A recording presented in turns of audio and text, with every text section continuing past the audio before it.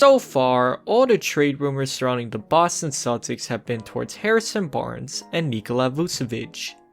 But with the Hawks recently reportedly making John Collins available for trade, should the Celtics pounce on this ASAP?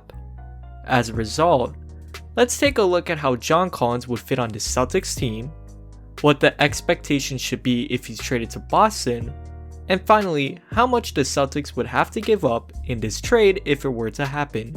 But for now, let's actually now start talking about John Collins. So far this season, Collins has been averaging 18.5 points, 7.8 rebounds, and 1.6 assists per game, on 55.9% shooting from the field. So on the offensive end, John Collins would be an amazing fit for the Boston Celtics. Now some may question whether Collins would be able to keep up this production from Atlanta to the Celtics. Because after all, Collins with Atlanta is the definitive number 2. He is the second guy behind Trae Young. If he's traded to Boston, there is a pretty good chance he's going to be the 3rd or 4th option if Kemba is still on the Celtics roster, because there is no chance he'd be used more than Brown or Tatum. But with this being said, the reason why I'm not concerned about this one bit is how Lloyd Pierce, Atlanta's head coach, uses him in the first place. Being shown in the video right now is Collins' shot attempts last season and their frequency.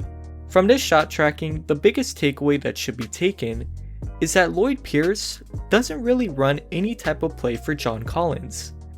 Nearly 67% of his shots attempted last season came within 10 feet, indicating that he's able to finish around the rim, considering the consistently high shooting percentages that Collins has been able to maintain.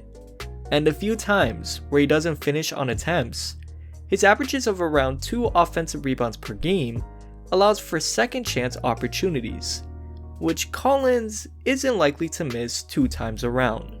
And then when we look at this season, not much has really changed. Though decreasing by a little bit, 55% of his shots come within the paint. But the area of change this season that Pierce has been using is having Collins more out towards the perimeter to spread the floor, with 33% of his shots being catch and shoot, compared to only 26.5% last season. The Boston Celtics would greatly appreciate this on their roster.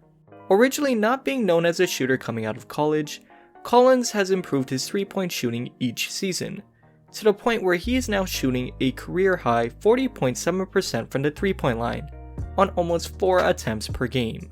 As I mentioned in my Nikola Vucevic video, Collins' ability to space the floor at an elite level is going to be extremely similar to what Al Horford did to opposing defenses, making them accountable from the 3-point line and being able to widen the floor for players such as Jason Tatum and Jaylen Brown to slash towards the rim.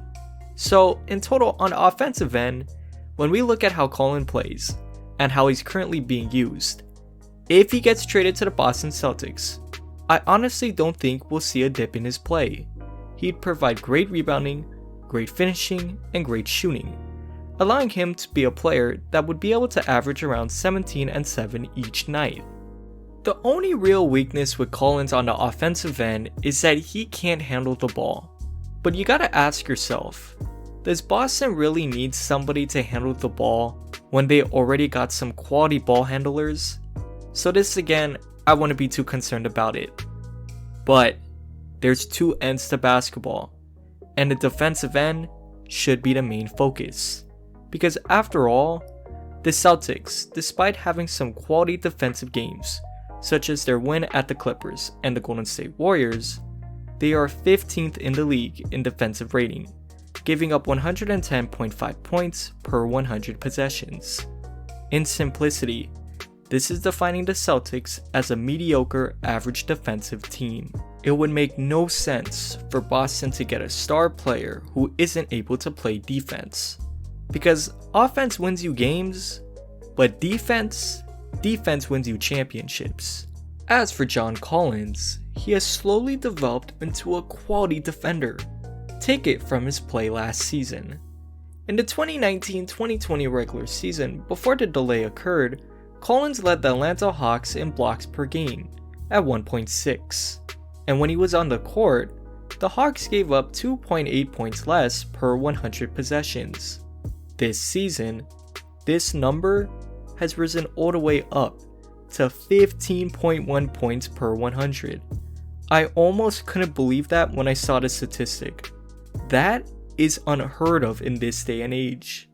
And even though John Collins is 6'9", one of the best attributes about him on the defensive end comes through his versatility.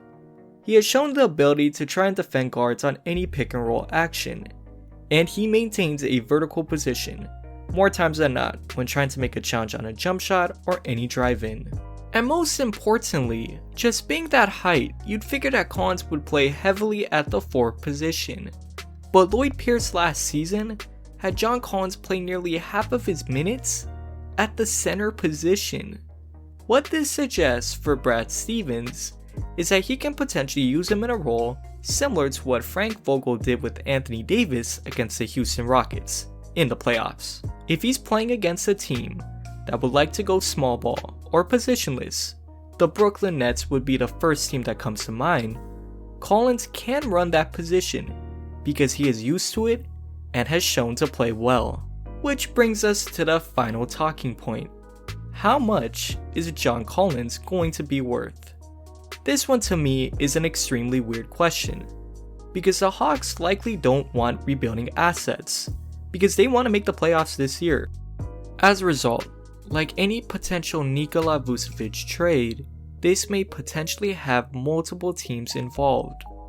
But to this, I'd say that Boston should only do this trade if they're willing and understanding of paying Collins a new payday. Because after all, Collins is looking to get that paycheck this coming offseason. So when looking at all the factors, Collins would be an amazing piece to add for Boston. But would Danny Ainge be willing to pay the bank for him? My answer to that would be no. But I'm extremely interested to see how this plays out. Let me know what you guys think. Should Danny pay John Collins or not? Until next time, peace.